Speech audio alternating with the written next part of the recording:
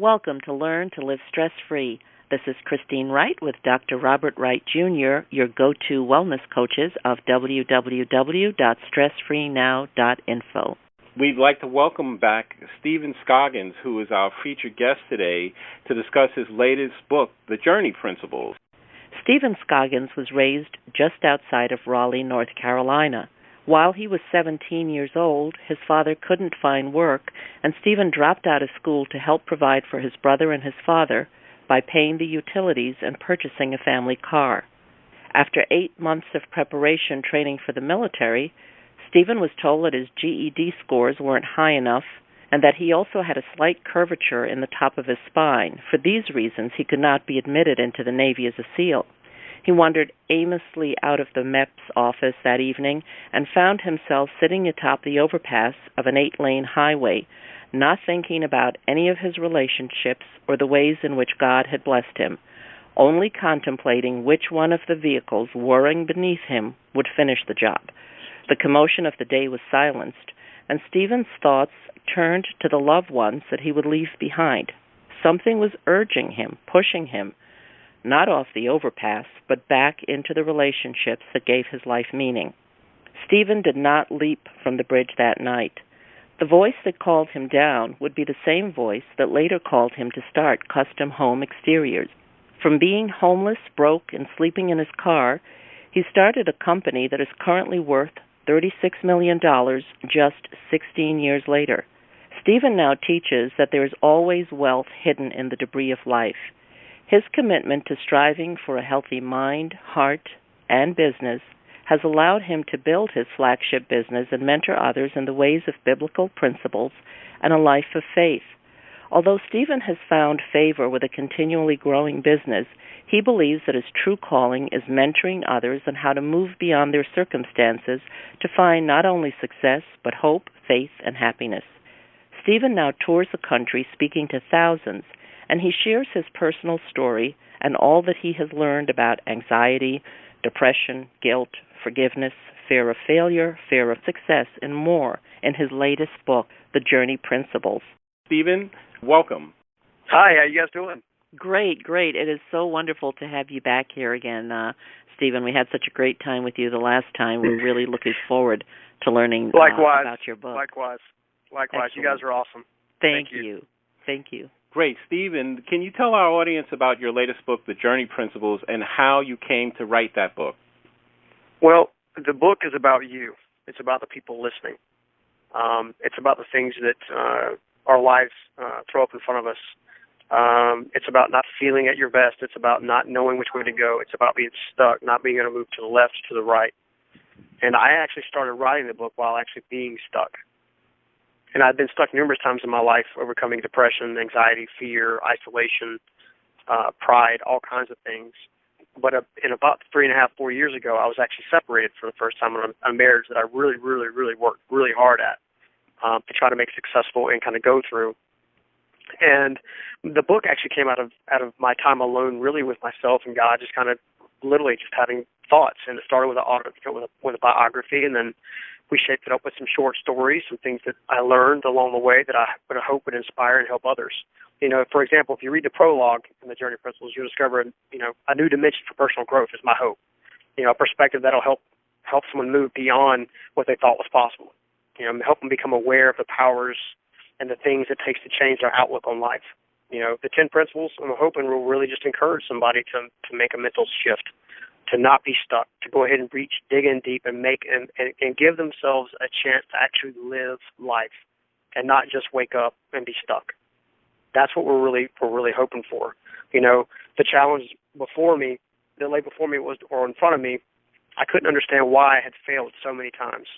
Why I had suffered to really not be able to amount to much despite my best efforts. And then obviously to what it was going to take for me to grow more. And once I adopted some of the principles, it made it considerably easier to learn my direction and actually go in that direction and go find healing in that direction, which then grew myself, which then allowed me to hopefully share something that people will find encouraging and useful information. Excellent, wonderful. I had looked at your book, and it really is such a poignant story.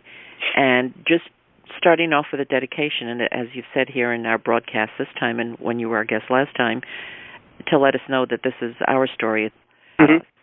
One of the things I know that is on people's minds today, I hear it, when I coach my own clients, is this issue of finances, of being in debt, of struggling. And during your life, you've been through this. You picked up from nothing and you moved forward. Can you share your journey out of debt and into a very successful business, ownership and motivational speaking? Most people, when they're in that place of fear about finances and debt, it's such a moment of despair that I think they do what you say not to do, is they retreat and they go into silence. So tell us about your journey. It's phenomenal. Well, I think the defining moment came from learning to believe what God said about me, learning to understand what He required of me. And when I started adopting some of the principles, such as the 5-talent principle, which is all about, hey, look, if you're just be faithful just a little bit, then you'll automatically attract more.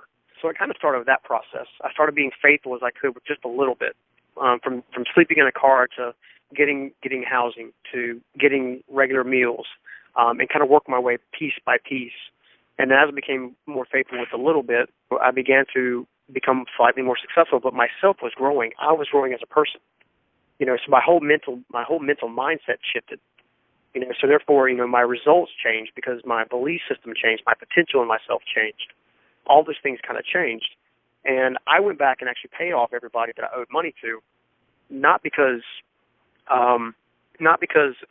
really for any other reason outside of the fact that I made a promise to pay them. They were my debts, and I refused to not take care of my debts. And and all that I back up with scripture as well.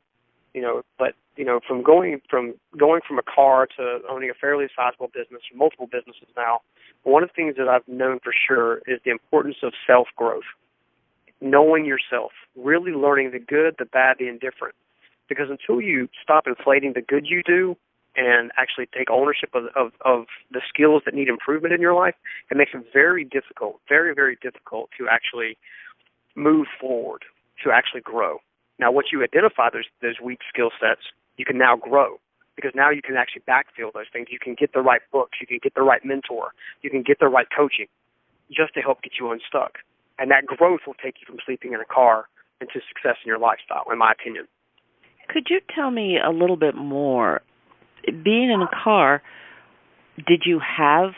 what was the thought or idea that made you say that it was possible to get out of there? What brought you out of that despair that you didn't say, this is it, I'm just going to be in this car and there's nothing else? How far was your vision forward to move out of that? My vision forward, really at the earliest onset, was more out of necessity. My first real goal was to get out of the car, because it was a friend's borrowed car, and within a week or so, I was actually able to crash on my dad's couch, who I had a somewhat of a distant relationship with growing up, for a multitude of reasons. But really, I think I went into survival mode. Okay. I really think I felt like I needed security, so I started craving security and started seeking it. I was inches away from committed suicide, unfortunately, here in Raleigh off the 440 bridge at Capitol Boulevard, and that was actually the defining moment. So it wasn't so much the car as it was getting to that bridge and having to decide, is this it for me? What am I going to do next?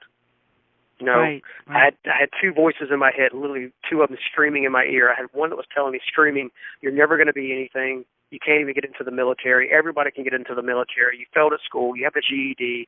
You failed at this. You failed at that. You failed at this. And I had the other one saying, if you'll trust me, you'll be more. If you'll trust me, you'll be more. If you trust me, you'll be more. And I actually picked up the phone, and you guys will read about this later in the book, and a woman named Susan Batts, who's now known as Mama Wama, because we named a nonprofit after her, was actually a girlfriend of mine's mother when I was in high school. And actually my first kind of love in high school was her mother. And while I was going through a lot of the poverty level things with my father, living with my dad and my brother that caused me to drop out of school in the first place, while that was actually happening and taking place, she would clothe me and she would feed me and all this kind of stuff. Well, we developed a very, very tight bond. And while I was sitting on top of that bridge, I actually pulled out the only thing I had was a Nokia 5160 telephone, an old 8-inch phone with a yellow screen.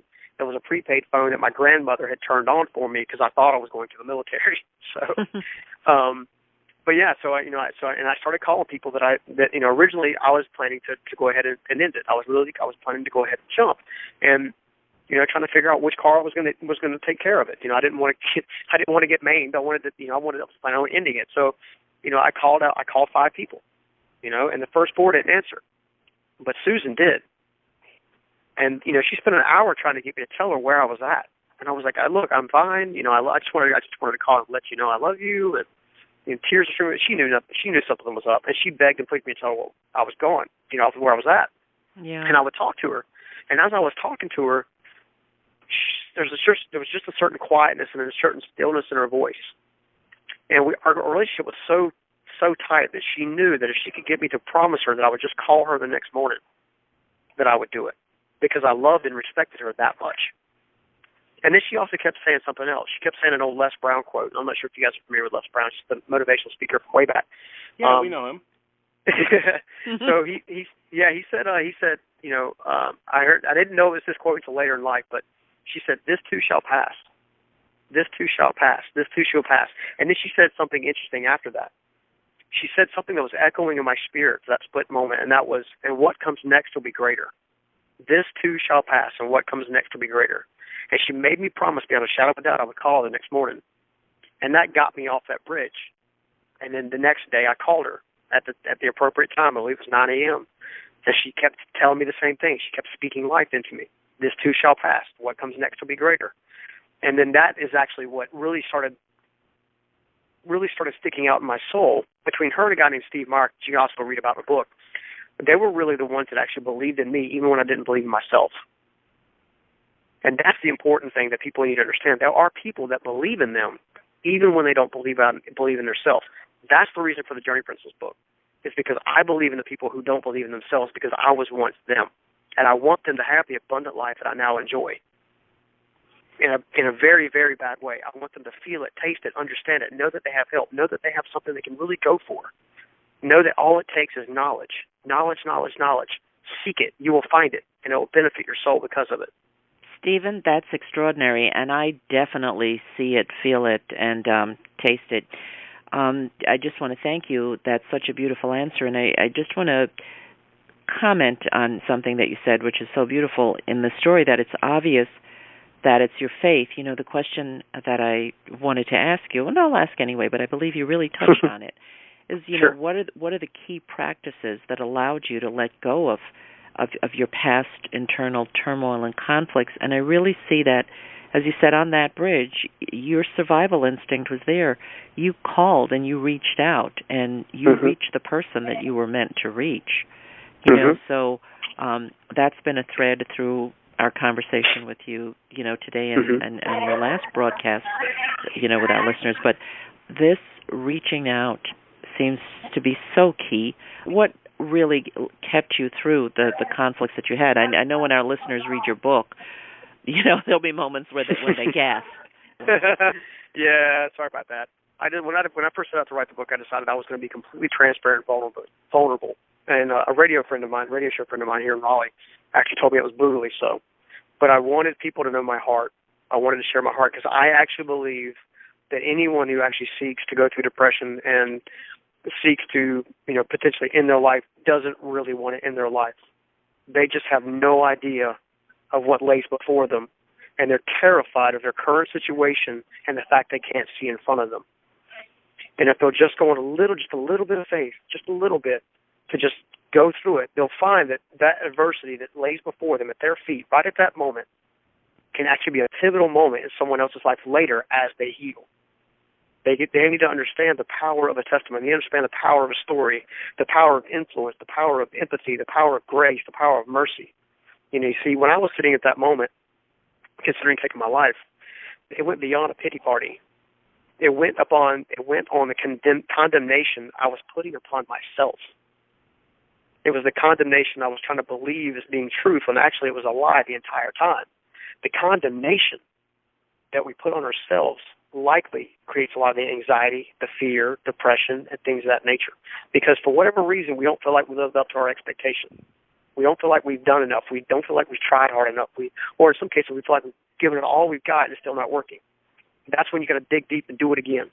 You know, Rocky Balboa and Paulie. I'm not sure if you guys are familiar with the movies. He's fairly popular, so I'm assuming you guys are. But yes.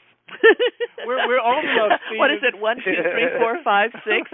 Maybe about 10 versions. Yeah, we're old enough to remember Rocky. Yes, that's right. I love Rocky to death. Well, here's the cool thing about Rocky and Paulie. They both grew up on the same streets. They both grew up in the same financial environment. They both grew up around the same people. Their environment was almost identical, but yet they turned out very differently. Why? And it turned out differently because their decisions that they were making. See, Rocky chose to use his adversity, the things that lay before him at his feet, to propel him forward. It became fire, it became fuel in his gut, fuel in his belly to propel him forward. Where Paulie decided to believe a lie. He decided that what he was believing was not truth. You know, he decided to make his truth his circumstance. Your circumstance does not define you. What you do with that circumstance will. So that's the interesting part about that. Paulie could have been Rocky if he had the will and determination and the desire to make the mental switch forward. Instead, Rocky obviously rises to success, loses everything, and rises to success again because he won't give up. He has the internal warrior, the internal fighter in his spirit. I'm convinced that every single human being on this planet has that same spirit inside themselves. All they need is one person to say, guess what? You have that warrior in you. I need you to fight, and I'm going to walk beside you while you fight. And that is why I got off the bridge, and that's what Susan gave to me, and that is the foundation that the Journey Principles is built on, is these principles. They're biblical, they're faith-based, and they work. They're no joke. It's no ambiguity. If you will take the time to search yourself and make identifications with yourself, they will help you succeed. They will help you move past your stress, your anxiety, and things of that nature. I have people now that are considered healed people now that read the book and come to me and tell me, hey, look, man, I was really stuck in this one area and it turned my life around. I mean, that's the kind of stories I want to hear. That's the kind of impact I want to do. Why? Not because I'm great, not because I'm special, because someone gave that to me. And I want them to share in that joy. So I'm sorry, I don't mean to give long-winded answers, but I get passionate about stuff I believe in. That's a beautiful long-winded answer. It's worth being long-winded about. That's extraordinary. It really is. Well, from my perspective, it wasn't that long, Stephen. I actually want to dig down a little deeper into that because I did not expect that, at the start of our interview that we would be talking about this particular issue. I thought it would come up later in the call, but I want to thank you because what you're talking about, that moment of being on that bridge, besides, as I indicated to you before, talking about suicide and potential suicide, that's a taboo subject, and that's a very, very tough thing. And, Alan Combs talks about, he uses the term catastrophic bifurcation, and by that what he means is that that's a decision point in your life where whatever happens, your life is never the same. And so when you were talking about, being on that bridge and that how Susan was able to capture your attention so that I think the key thing that you said there was that is when someone believes in you more than you believe in yourself. And they are able to tell you and express that. And then the thing what I was shuddering to think that you said that you called 5 people and the first 4 calls you didn't get anyone. And then I shuddered to think how many people, they didn't get anyone when they made that call or they knocked on that door. And so thank goodness that she answered your call and picked up the phone. And thank goodness that you had a phone to call from, and then had the presence of mind to think about calling. And it's really clear to me that as you was talking, that a person in that state, how narrow focused your attention is. Your attention is on everything that's not going right, all the hurt. And I was thinking about the wound. It's like a donut. It's almost like you got a hole that, as you're saying, they can't be filled, but that's not true. It can be filled. And but it's almost that you're saying the person, something has to snap their attention and the good thing that you said is that Susan was able to get you to listen to the point and say, well, call me in the morning and tell me X. Even though you didn't tell her where you were, what you were doing, she just had the intuitive sense that, hey, something's not right, but if I could get this guy to call me in the morning and promise to call me. And then, fortunately, you followed that through. And so I want to mention this thing, that looking at your journey principles, you said in your prologue, you mention obstacles, and you say, I'm going to quote you here, Stephen, you say, obstacles are not simply something that you go through over and around. You say, when you truly confront and overcome an obstacle, it becomes a part of you and functions as a teaching tool, it not only helps you define who you are as an individual, but also helps you perceive and take action in the world. Then you finish off that paragraph by you saying, however, if you own this and make these yours, then these obstacles, like bricks, can be used to lay the foundation for success. So when I read that paragraph, I said, oh, that's really powerful. So I just want you to talk about that, because I had seen that as an example of creative growth. And so that's on page, it's in your first chapter. So it's a givers and takers. Yeah, adversities in life. I wrote one when that was written. One of the businesses I owned is a construction company, so I grew up in the construction field, and I understand how foundations are laid. I understand that if I related to this, it may be a little more better for imagery sake. When you go to build a house, you have to clear the land, which means getting rid of all the old debris, everything that lays waste, and all that debris goes into a trash pile. Okay, you then come in and you start digging up the soil to put down the foundation. You pour concrete into the foundation, the footing, and then you start to lay the bricks. Well, the bricks typically come out of the land where it once was trash somewhere else has now been remanifested, re-put together, reorchestrated in such a way that it's now a brick. It's now something that you can lay to create a foundation. My testimony on my almost suicide, my attempted suicide, my testimony on sleeping in a car, my testimony on my situation with my parents, my testimony on being bullied, all these different testimonies now inspire and help people. And I now thank God for them every single day. Now, I didn't want to go through those challenges at the time.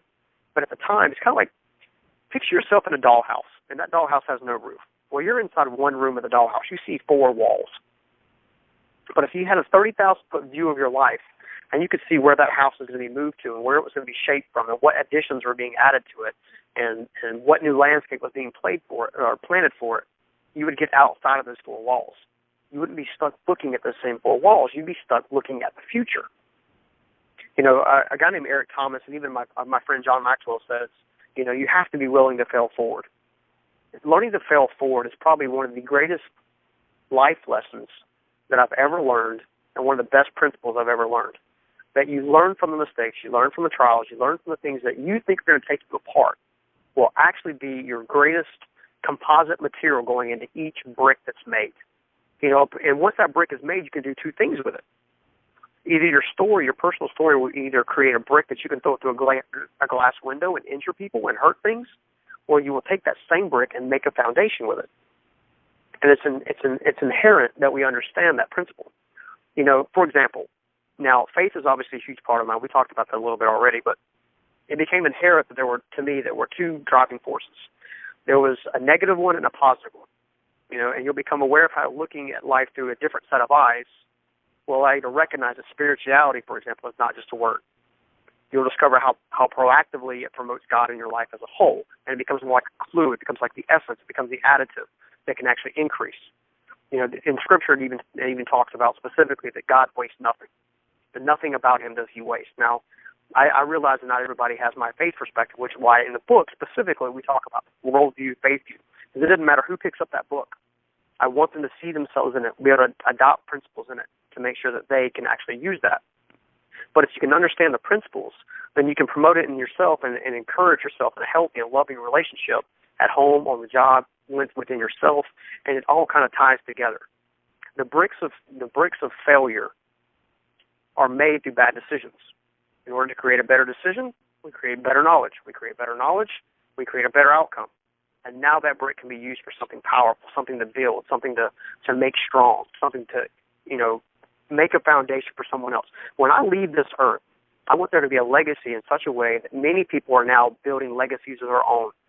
And lo and behold, thousands of years from now, long after things are over and done with, people have now built a legacy, and people are now living on these testimonies and on the shoulders of giants who led the way in front of them. I'm telling people, the Journey Principles Nation, people that have read this book, all these folks that have actually taken the time to understand it to its fullest are now creating impacts on the lives of others. They're the ripple effect. If you can first get yourself cleaned up, get yourself orchestrated, get yourself going, then you can become a pebble in the hand of God. It's thrown into a pebble. It's thrown into a pond. And the next thing you know, there's ripples everywhere. Everything you touch is now magnified, good or bad. So let's make it good. Let's make a foundation with bricks of success built off the hurts of the failures. Why? Because failing forward is important. Failing is not failing until you don't do it again, until you don't try again. That's where it becomes failure. Getting back up means you're trying to succeed. And you can't get anywhere without trying to go somewhere. So, sorry, another long-winded answer. Well, Stephen, I got to tell you, that was great because I was getting so many flash forwards and flashbacks while you were speaking. The first flashback that I got was there's an animated movie called The Robinsons, and there's a scene where, the kid there, he goes into the future and they say, "Congratulations, you failed," and he's stunned, and then they explain to him, he says, "Because you failed, it means you're that much closer to success." And I think that is a paradigm shift model. Imagine if in school or in other learning situations, if people were encouraged, as you said, to make mistakes and say, "Oh, well, you're not getting this multiplication right. Okay, so let's do it this way," instead of like hitting the dog with a rolled up piece of a newspaper on the nose, encouraging people. So what you're saying is very hopeful. As I was reading through your book, something that really clicked with me is when you started talking about conflict. You spoke about the why of conflict, and you say that because without conflict there is no story. Now, not everyone would necessarily agree with that, but what I wanted to ask you was about the conflict, the way you described it. You said that internal and external conflict has one thing in common, in that they both present you with the opportunity to make a choice, and then you go on to say that it's your choices that define you. Could you just speak to that? Yeah, I mean, it's kind of what we've been talking about this entire time. We're talking about that mental shift. We're talking about the decisions that are made in order to strengthen one's life or tear one's life apart. And that decision specifically is the most important decision one will ever make in their life. Conflicts give us an opportunity to actually evaluate our life in such a way that can be, healthy, powerful. It can be daring. It can be exciting. But all the while, unless we actually take the time to truly dig in deep and learn from our conflicts, we're never going to truly grow. And I'm convinced that growth happens both. I'm sorry, I got a little wind in the background. That makes it real, Stephen. That says it's real. Yeah, growth happens most when we're really having to face those choices. Choices are never great. Some choices are fun. The choice to get married is great. The choice to have a child can be great. But the choice to live or die is not a fun choice. The choice to try a failed business one more time than you did the last time. But those are not fun. But they teach us so much. They teach us what we have inside. They teach us what we can be if you just let it. Conflict. Really, in my opinion, internal and external, both types of conflict are teaching tools. They're tools, to build something or tear something apart. So what does one do with conflict? Either they run away from it, they face it head on, or they just stand still. So I'm trying to encourage those to actually face their conflicts head on with the purpose of actually learning from it, not trying to run away from it. I do a lot of work with the DISC personality styles now that I've become a more of a life coach and stuff like that. And the DISC personality styles actually says that 40% of the population is actually a high S type personality style, which means they don't like conflict. They run from conflict, not realizing that the opportunity that they're walking away from by not facing it head on. So conflict, I'm telling you, conflict can be a powerful motivator if you'll just choose to learn from it. Okay, great. Stephen, your answer is fantastic because it ties right into what it is that we do and talk about often, which is the stress response, which is the fight, flight, or freeze. And so, although you use different terms to describe that in terms of what people could do, it's actually the same thing. So, as we wrap up here, I wanted to just ask you this question. Stephen, what are the ways that you are taking this hopeful message that you have out to others? And can you just tell our audience why this is important? Well, it's important because of them. It's important because every single life on this planet matters. Doesn't matter your upbringing, doesn't matter your circumstances, your life matters, and it matters in abundance. There's an impact. There's the fingerprint you're supposed to leave on this world. I realize that we all go through life, and some things are of our choices, and some things we're kind of handed. But what we can do is we can take that same opportunity and use it to do something with it. That's the why behind it. I believe that the fingerprints that we can leave in this world can actually breed a healing nation or a healing world, for that matter.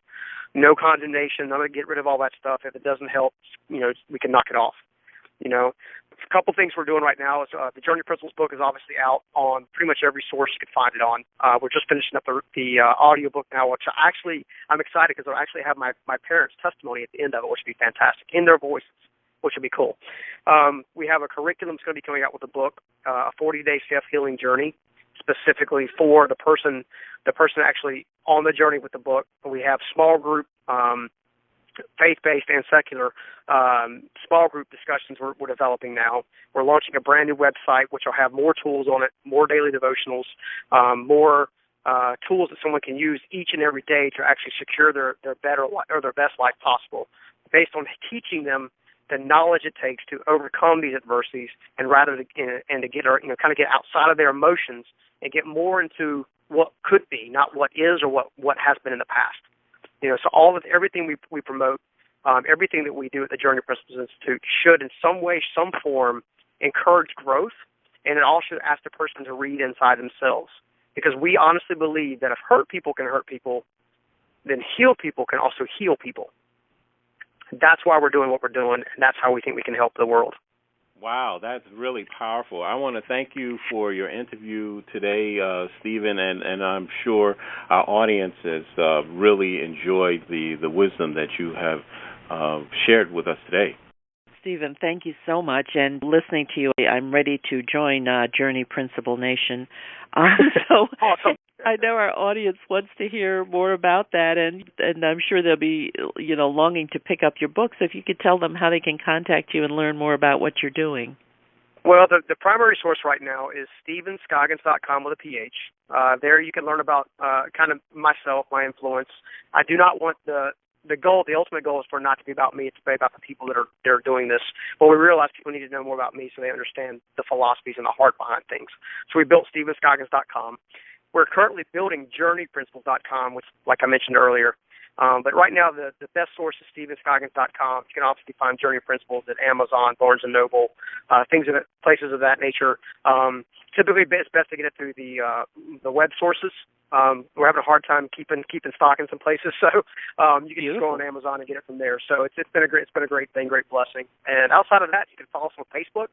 We have Stephen Scoggins, the personality page, which has just over 20,000 people now in 2 months, which is very, very exciting. That's where we actually post all of our new stuff. Like anything we're going to come out, where it goes to the Journey Principles Nation first. Hey guys, we're going to launch this. What do you guys think? Can you guys help us make this better? Can you help us touch more lives? And you can also follow me on Twitter at W_Scoggins. So I think those are the best and quickest ways. And really, until I get to talk to you guys again, I hope you guys have a great one. Okay, wonderful. Thank you so much. We really appreciate it. So listeners, again, that's StephenScoggins.com, StephenScoggins.com, StephenScoggins.com. And Stephen, I just do want to say this. What I love about the Journey Principles is that you're using your story not to stay in victimhood. You're using your story as a tool to free yourself for growth and for empowerment, and I think that's such a lovely message, and we really enjoyed having you on the show. Amen to that. Thank you. That's the purpose. I want everybody to teach them how to use their stories to do the exact same thing so we can heal this nation. Exactly. Wonderful, Stephen. What final thoughts or key idea would you like our audience to take away from today's broadcast? That they're not alone, that no matter what adversity they're facing right now, that they're not alone. There's someone else somewhere in this world, somewhere in this country, even within the Journey Principles Nation that's facing the exact same thing. And just by being vulnerable and transparent, there's great strength. By hiding and shirking away from it, we can unfortunately injure ourselves further. So I would challenge everyone to be more transparent, be more vulnerable with someone they trust, someone they can rely on. Reach out to the Journey Principles Nation through Facebook. Get the book. I'll be happy to have a conversation with the coaching and stuff we got coming down the pipeline at some point in time. But really, it's about go heal yourself so you can heal this nation. Heal yourself, heal yourself, heal yourself. Wow. Stephen, I want to thank you. That is a wonderful, upbeat, and hopeful message that people can move towards moving away from isolation to a hopeful view and turning that into action. So I want to thank you for being our featured guest again today, and I want to thank our audience so much for listening. Wherever you are, in whatever time zone you are in, we welcome and look forward to your comments about our show. Please contact us through our website with your feedback and suggestions. Remember, listeners, if you'd like to experience the same benefits our coaching clients get with us and learn how to get control of your schedule or easy ways to dissolve your chronic pain, stress, or anxiety, feel free to call us at 954-900-2179. Mention that you heard our Stress Free Now podcast show, and your first session is absolutely free. Call today to schedule your appointment. For Christine Wright, this is Dr. Robert Wright, Jr. of www.stressfreenow.info. Until next time, be safe and be well.